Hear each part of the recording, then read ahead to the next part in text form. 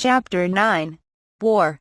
At last the potion-selling business Kaoru had always wanted to start up had finally begun taking shape.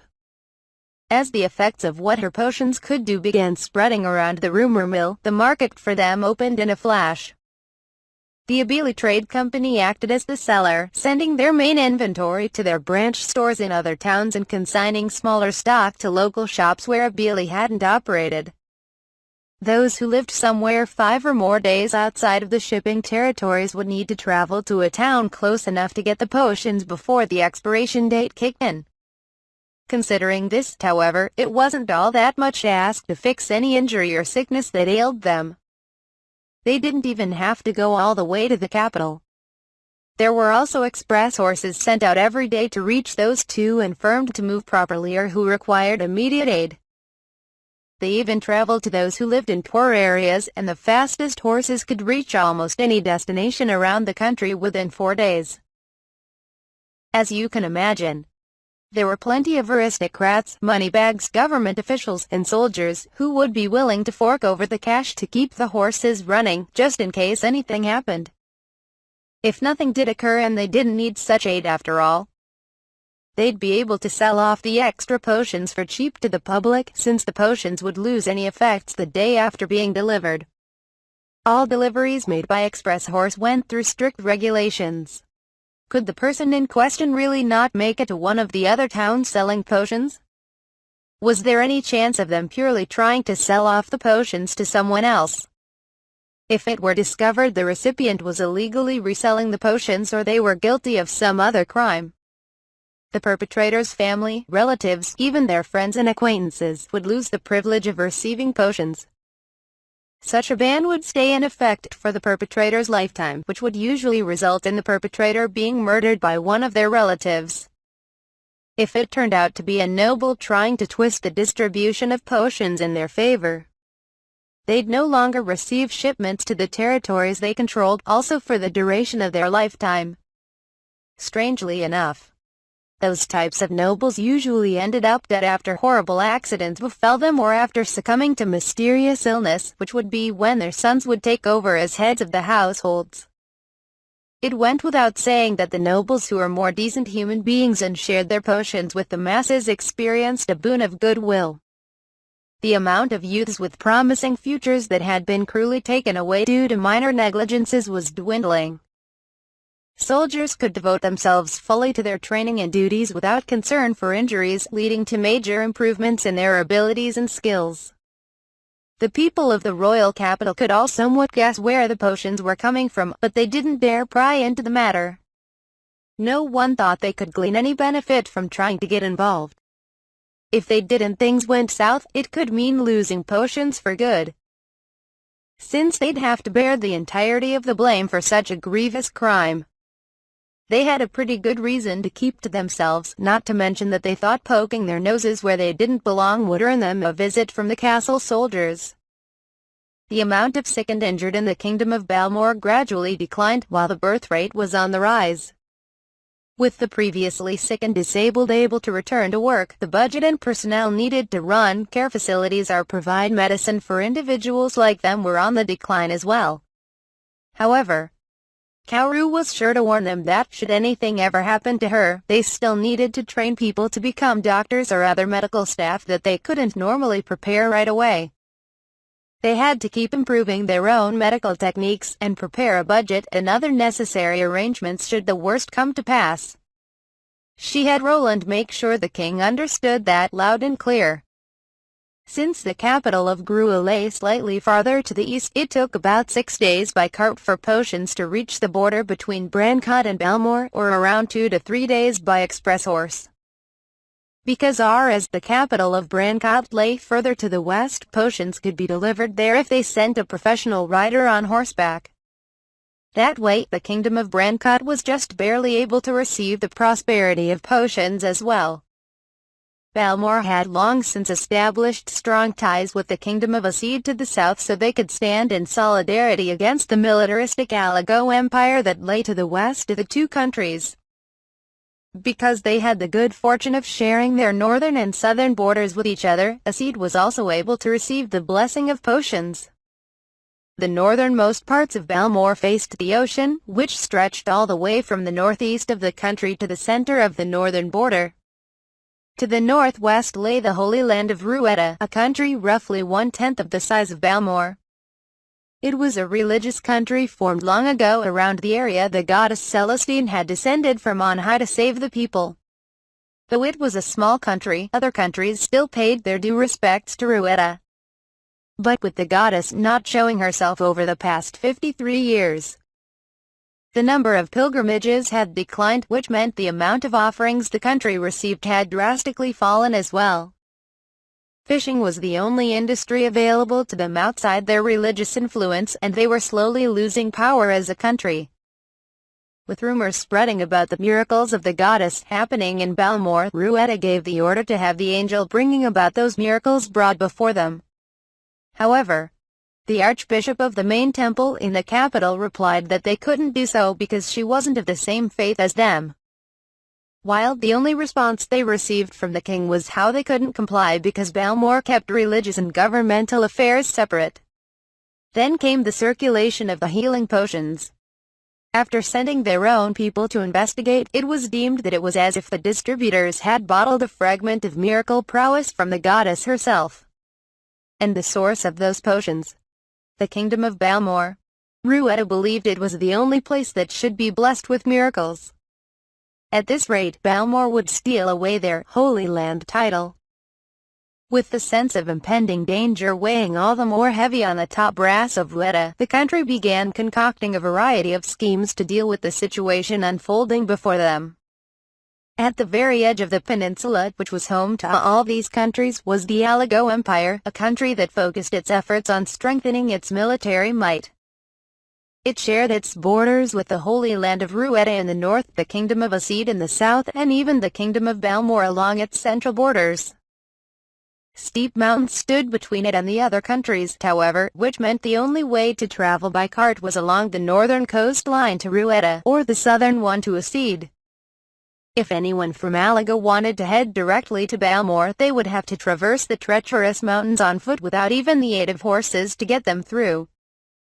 Aligo didn't have much in the way of industry going for it, and the three countries that bordered the empire were able to extract the same resources from the oceans and mountains. This was why the other three countries didn't feel like they had to force themselves to trade with Aligo or set their sights on trying to claim their land for themselves. But the same couldn't be said of the Aligo Empire. To accommodate the growth of its own country, it needed to keep expanding toward the main portion of the peninsula. If it couldn't gain any new territory from across the mountain range, it wouldn't be able to meet the needs of its country with what it produced on its own. That was why it poured so much of its national spending into developing its military. A country that barely saw trade and concentrated all its resources to strengthen its military. The only choice available was to put that military might to use, and soon. It was then that the Kingdom of Balmor began saturating the market with potions. By some cruel twist of fate, the potions would only work within 5 days of making them. Even if the Empire tried importing them via Ruetta, the potions wouldn't make it to Aligo before their expiration date was up. That meant they couldn't be used for war. But if the potions couldn't be delivered within 5 days, then Aligo needed to make its own potions. That way it could use all the potions it wanted to conduct its military campaigns. It would force the other countries to surrender to its overwhelming military might, and it would finally be able to expand into the main continent. To make that happen, Aligo had to bring down the Kingdom of Balmor and obtain the secret of making those potions for itself. Thus marked the beginning of the Aligo Empire putting its plans into action. So that makes 5 then. Indeed. That would make 3 incidents from Ruetta and 2 from Aligo thus far, the Prime Minister said, recapping the current state of affairs to the king while Roland stood at Sergei's side. Requests to be put into contact with Kaoru, invitations for her to go to their country, and even attempted kidnappings. Fortunately for us, the spies Miss Kaoru has been turning and us have spoken of everything they know. Since we've already captured those responsible for sending reports back detailing the events after making contact with her. I would think the countries that sent them shouldn't have received any information about her. But there must be other spies out there besides the group trying to contact Kaoru directly and the team supporting them. Even if they don't report back on what happened after making contact with her, they should already know about Kaoru herself. She's fairly well known around the capital, after all. I know we expected Aligo to make their move soon, but I never thought Ruetta would resort to taking extreme measures like this as well. Roland spoke up, adding to the discussion. Are they not afraid of rousing the goddess's anger or having divine punishment dropped on their heads? Even if they did capture Kaoru, they must have known it'd be practically impossible to force her to do as they wished. Perhaps they only think of Miss Kaoru as a girl who can make potions, the Prime Minister suggested. Serge and Roland exchanged glances. At any rate, we can assume the Empire will begin their invasion soon enough. Now it's only a matter of whether they will occupy a seed before leading an assault on our country, forcing their way through a seed to attack us directly, or if they will pass through Ruetta to get to us, since the Holy Land is neutral territory.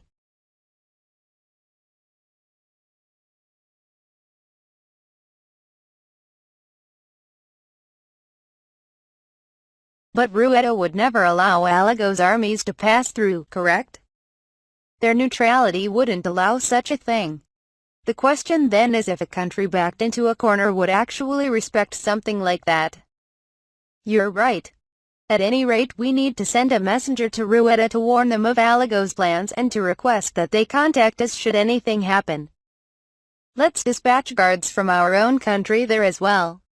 After that, all that's left would be for us to increase our defenses so that the soldiers are ready to move out at any time. Right, that's just about all we can do, Roland agreed.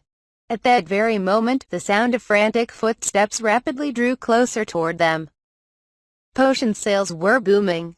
Kaoru didn't really want to become filthy rich off the potion business, but it was true that the more money she had meant the more things she could do. The first thing Kaoru did was rent a nice house with a garden on the edge of the commoners' district. It was a bit worn down, but still a fairly large place, large enough that she had all the members of the Eyes of the Goddess stay there as well. After getting them all proper sets of nice clothes to wear, she did her best getting them some normal work. Waiting jobs at restaurants, doing odd jobs for people about town, working food carts in the plaza. There were all sorts of jobs they could do that made it easier to gather information. The food carts did a roaring trade selling the pseudo takoyaki, taiyaki, and udon Kaoru had come up with. Kaoru's friends at the workshop had made the molds for the takoyaki and taiyaki, and she'd made sure to pay them for the job, of course. Besides the potion business, Kaoru was also continuing to distribute her magical cure-all tears of the goddess in secret thought, but to be honest, it was a pretty public secret at this point. Everyone always had the same reaction when she showed up wearing her mask. They would act surprised for her and exclaim things like "WH, who are you?" always making sure to say things like "I don't know who you are, but thank you" when she left. Much to Emil's and everyone else's shock, Kaoru was actually under the impression no one knew it was her. But no one was going to be fooled by just a mask, and that went double if they already knew her. That kind of stuff only happened in the magical girl shows Kaoru watched as a kid in her world. That was how Kaoru had earned the gratitude and goodwill of the people, assuring that no noble or anyone from the temple would be able to lay a finger on her without some sort of retribution. Kaoru's place in the kingdom was all but guaranteed. Every once in a while she'd have to deal with strange people trying to get close to her. But they would always spill their guts and reveal their true plans after drinking some of the tea she served them. That was when she'd give a signal to the plainclothes guards probably assigned to watch over her, who would come take them away. Kaoru had no interest whatsoever in getting involved with any militaristic countries, much less any religious states. But, unbeknownst to her, the situation between these countries was changing far more rapidly than she could have ever possibly imagined. "Your Majesty, the Empire has made their move," the soldier exclaimed as he burst into the room. "What? Where are they invading from, Ruetta or Seed?" The soldier hesitated slightly before answering the king. They came through the mountains. They're advancing directly on Balmor. Oh, no. Disbelief escaped the lips of the king and his ministers. Had heavily armed soldiers actually made it through such a foreboding path through the mountains? How would they receive any supplies if not even wagons could traverse the treacherous path? The questions were endless, but there was no use worrying about them now if they had already made it over the mountains. What are their forces like? Approximately 30,000, sir. It appears just under 10,000 of them are transportation personnel, and half of them are retreating back through the mountains. The remaining 5,000 are said to be dragging carts they've assembled after crossing the mountain range. So they sent back the people they did need after they finished carrying the weapons and disassembled carts. That means we must be looking at around 20,000 soldiers and 5,000 transport troops. They immediately launched into an emergency meeting to decide how to handle the sudden developments before them. Though the kingdom of Balmor stretched from east to west, the royal capital of Grua lay more on the eastern side. Aligo was invading through the western edge of the country, the farthest spot from the capital. There was still plenty of time, but the longer they took to respond, the greater the damage the western towns would receive. With the invading forces lacking supplies, it was expected that ransacking and commandeering goods would be that much more ruthless as a result. Balmor had 40,000 soldiers and 4,000 support troops available for its counterattack.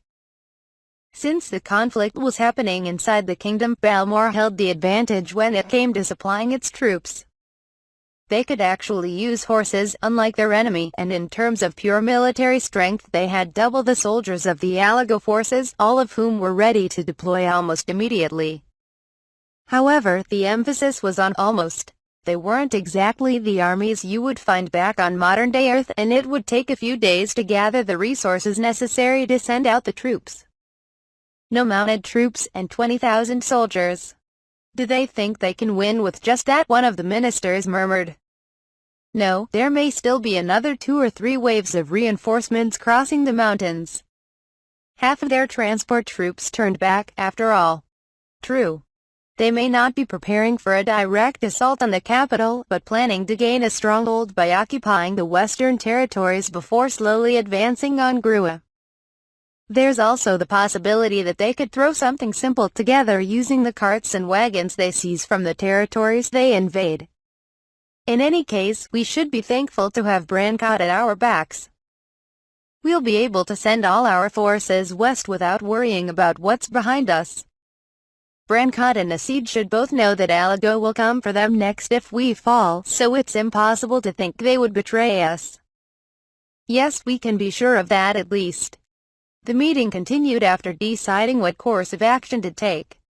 The person in charge of practical operations ran off to put out a call for soldiers and to prepare wagons and supplies for the battle ahead. And so, the war raged on. There was no open declaration of hostilities, yet the army of one country had trespassed into another's borders. It was plain to see they were already at war. The royal capital was abuzz with talk about it, but no one seemed to be particularly grim on the matter. It was common knowledge that the Aligo Empire devoted most of its efforts into strengthening its military. But it didn't have much in the way of finance due to the steep mountains that half-isolated the country.